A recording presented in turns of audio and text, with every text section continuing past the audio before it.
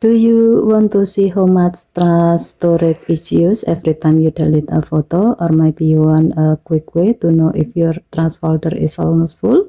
Today I will show you how to enable show trash storage info in Samsung Gallery on the Galaxy S25 Ultra. To do so, open Gallery app, tap the three horizontal line icon at the bottom right, then tap Setting, scroll down the screen, tap Gallery Labs, scroll down the screen, and then enable show trash storage info. Now go back to any album, then try deleting one photo.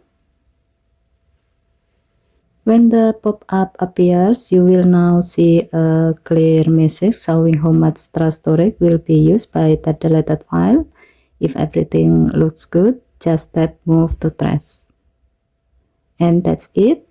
Now you can always see your trash usage before deleting anything, so you know exactly how much space you are using. Okay, thank you for watching. Please help to like and subscribe. Have a nice day.